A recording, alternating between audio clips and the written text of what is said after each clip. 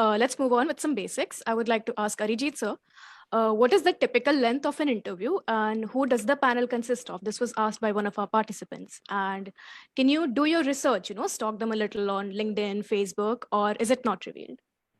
Yeah, so first questions first.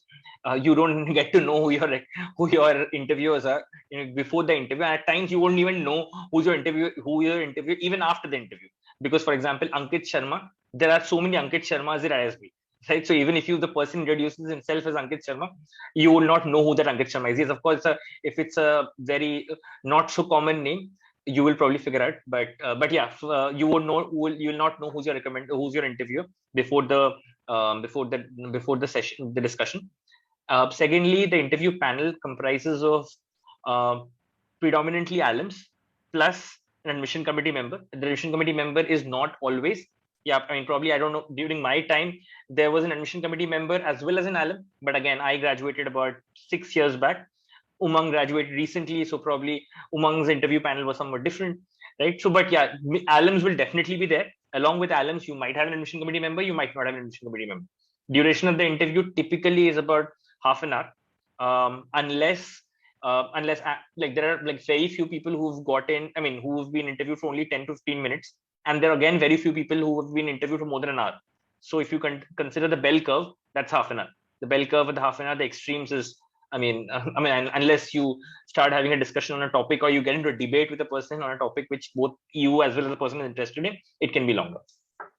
Yeah, but Umang, during your time, did you have people? I mean, apart from this alum and admission committee member, did you have anyone else? Like, do you have more alums, less alums?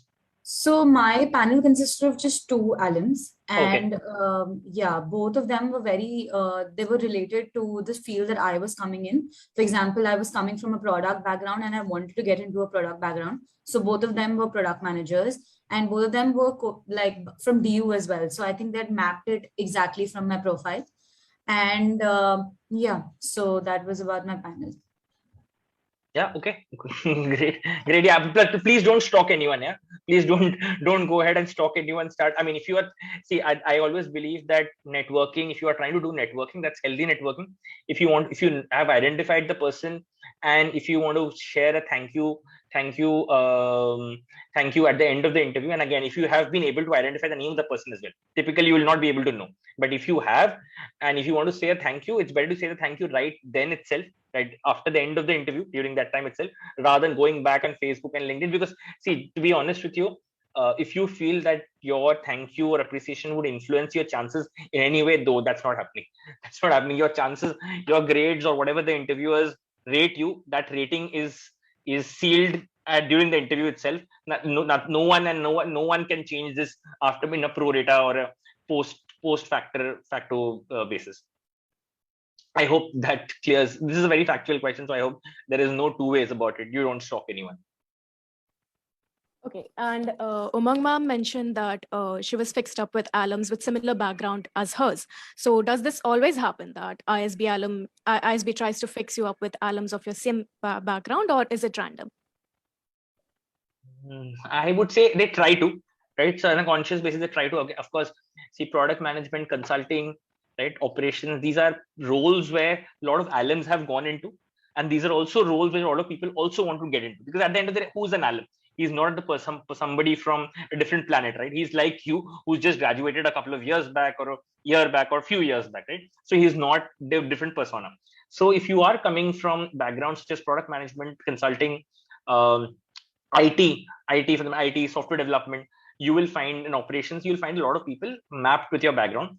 However, if you're coming from a kind of a little unique background, for example, if you've been working as a scientist somewhere, you probably will not find an alum who's also a scientist. Probably somebody who's an R&D will be part of your panel, but not necessarily a scientist. Similarly, if you are a journalist and you're applying, you might not find a journalist, because again, the alums take these interviews on a, first of all, pro bono, secondly on a voluntary basis, and that's why you cannot expect all alums to be always available at that point. So matching becomes difficult. It's a simple probability question, right? So can you match supply and demand? At times it is not possible if your demand is from a unique background. Okay, thank you, sir. Thank you. I hope whoever asked this question, their question was answered.